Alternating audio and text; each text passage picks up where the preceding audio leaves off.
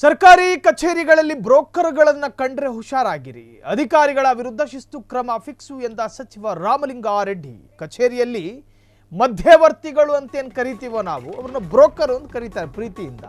ಆ ಬ್ರೋಕರ್ಗಳನ್ನು ಕಂಡ್ರೆ ಹುಷಾರಾಗಿರಿ. ಅಧಿಕಾರಿಗಳ ವಿರುದ್ಧ ಶಿಸ್ತು ಕ್ರಮ ಫಿಕ್ಸು ಎಂದ ಸಚಿವ ರಾಮಲಿಂಗಾರೆಡ್ಡಿ. ಸಾರಿಗೆ ಸಚಿವರು ಹೌದು, ಮುಜರಾಯಿ ಸಚಿವರು ಹೌದು. ಕಚೇರಿಯಲ್ಲಿ ಬ್ರೋಕರ್ಗಳಿಂದ ಸಾರ್ವಜನಿಕರಿಗೆ ಕಿರಿಕಿರಿ ಆಗುತ್ತೆ, ತೊಂದರೆ ಆಗ್ತಾ ಇದೆ.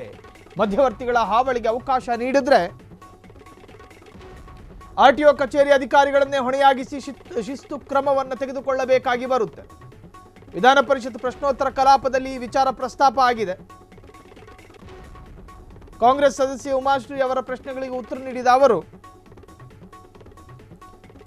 ಆರ್ಟಿಒ ಕಚೇರಿಗಳಲ್ಲಿ ಶಿಸ್ತು ತರಲು ಅನೇಕ ಕ್ರಮ ವಹಿಸಲಾಗಿದೆ. ಏನು ಕ್ರಮನೋ ಕರ್ಮ. ಕಚೇರಿಯಲ್ಲಿ ಸ್ವೀಕೃತವಾಗುವ ಎಲ್ಲ ಅರ್ಜಿಗಳು, ಆ ವಿಚಾರ ಇದೆ, ಸಾಕಷ್ಟು ಉದಾಹರಣೆಗಳಿದಾವೆ, ಹೇಳ್ತಾ ಹೋಗ್ತೀವಿ. ಸ್ವೀಕೃತಿಗಳನ್ನು ನಿಗದಿಪಡಿಸಿದ ನಮೂನೆಗಳಲ್ಲಿ ಅಥವಾ ನಮೂನೆಯಲ್ಲಿ ಕಡ್ಡಾಯವಾಗಿ ವಿಷಯ ನಿರ್ವಾಹಕರು ನಿರ್ವಹಿಸುವುದು.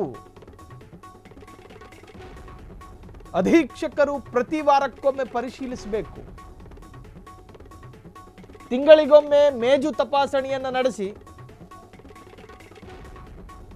ಮೇಲಾಧಿಕಾರಿಗಳಿಗೆ ವರದಿ ಸಲ್ಲಿಸುವಂತೆ ಸಾರಿಗೆ ಆಯುಕ್ತರು ಸುತ್ತೋಲೆ ಹೊರಡಿಸಿ ಸೂಚನೆ.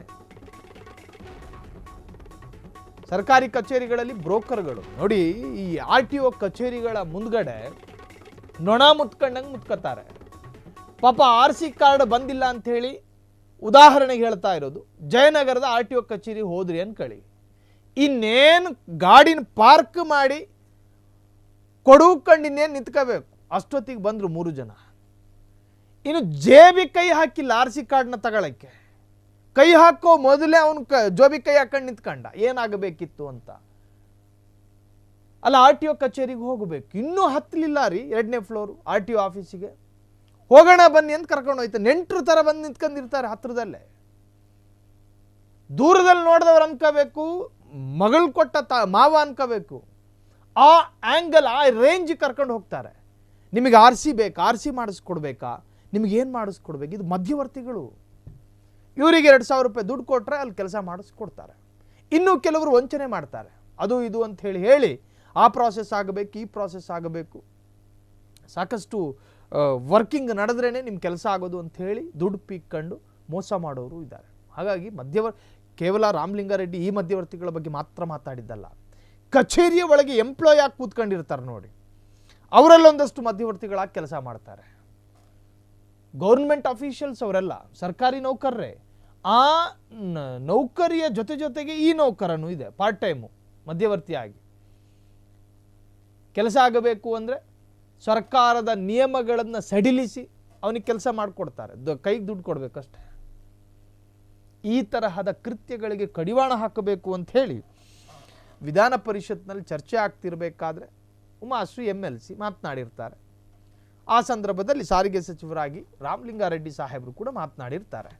ಮಧ್ಯವರ್ತಿಗಳ ಹಾವಳಿಗೆ ಅವಕಾಶ ನೀಡಿದ್ರೆ ಆರ್ಟಿಒ ಕಚೇರಿ ಅಧಿಕಾರಿಗಳನ್ನೇ ಹೊಣೆಯಾಗಿಸಿ ಶಿಸ್ತು ಕ್ರಮ ತೆಗೆದುಕೊಳ್ಳಬೇಕಾಗಿ ಬರುತ್ತೆ. ವಿಧಾನ ಪರಿಷತ್ ಪ್ರಶ್ನೋತ್ತರದ ವೇಳೆ ಕಲಾಪದಲ್ಲಿ ಮಾತು ಬಂದಿದೆ.